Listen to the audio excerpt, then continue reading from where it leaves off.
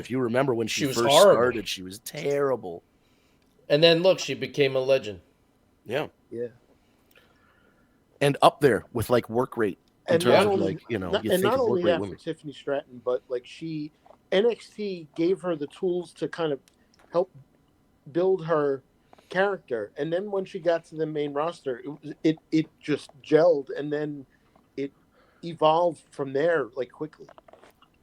But you got to be thankful for that, Eric, because you know what happens sometimes. They move these guys from NXT to the main roster.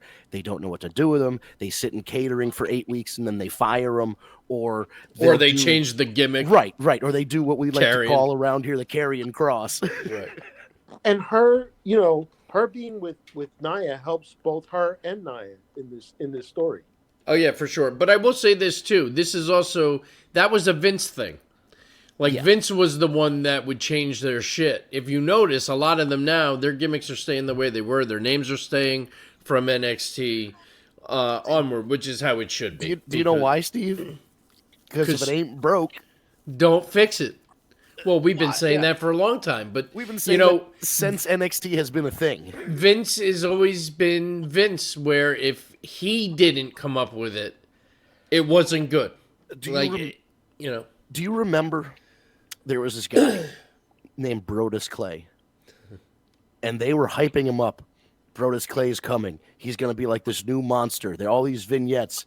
And then the day of, Vince McMahon just changed his mind. He's like, fuck it, he's going to dance now. And it's just like, somebody call his mama. There's a disco ball and there's 2 Funkosauruses. And he went from legitimately like top heel bad guy to like a dancing buffoon in the blink of an eye. You know what's amazing too?